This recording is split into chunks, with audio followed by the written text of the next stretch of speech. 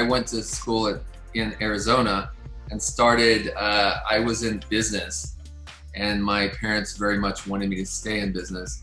And I switched over to the architecture program. And then when I got a taste for it, I just found that it was more me. I was getting immediately better grades and I was happier in school. And then switched over to school in London. I went to Inchbald for a number of years.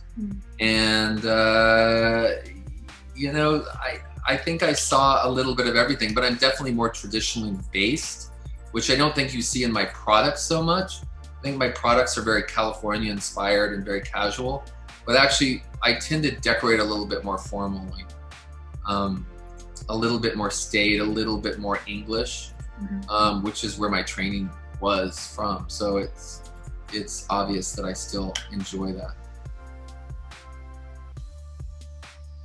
I think color just depends on where you're at and where the client's at in their lives. You know, I think some clients need to be pushed a little bit for bolder colors and more warmer colors.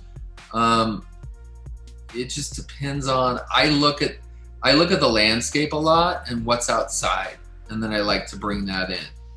And I think, you know, when I'm doing a city apartment, it's very different than if I'm doing a house in the country in Montecito or the Hamptons or, you know, somewhere more rural. I think I tend to go a little bit more laid back and relaxed and more neutral than I would in a city. I'm definitely an interior designer, but I definitely step in for the architects. A lot of architects get pissed off when I come in because I start changing and moving walls and moving doorways and extending their cabinetry higher and redlining a lot of their drawings. So I think most of my work the past 20 years have been from the ground up. Which I enjoy. So I get pretty involved from the get-go, from the construction, you know, ground breaking day. I've said this in my book. I think you can always pick a corner of your house and even make that right, make that just the way you want it.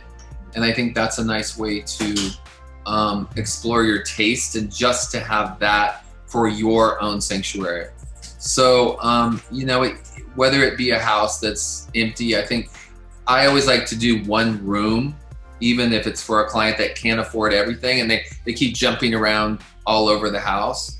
I tend to like finish one room at a time and do it properly, because otherwise they just have this, and it so happens all the time with my younger clients. They want to like start all these things, and then they always have for the next 5 years this house that doesn't look finished anywhere. So you can't get a good take on what their style is. For me, I like to really finish a room, one room or one corner of a room if it's an apartment, right. It's mainly cottons and linens. It's very relaxed, very, I would say beach inspired, but also I think would work just as well in a city apartment.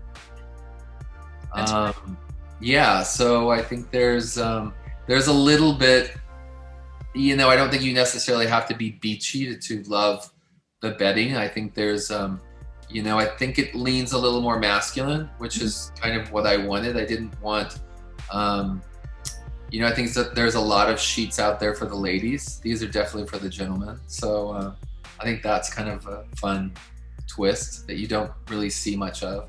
We started with a camo that was supposed to be this dark camo, and it ended up to be entirely different than where it evolved, you know, where it started. Yeah, there's some lavenders in there, greens, grays. I think the gray market is still just as big as it was. And I think it will be for the next couple of years. So, and I think with COVID, everybody wants new sheets. I have a website that, you know, people kept asking me where to go for my things. I have a website we started called Jam Approved. And these are just things that I've designed, whether it be outdoor furniture, baskets, bedding, lighting, whatever it might be that you can find, and it all seems to work together.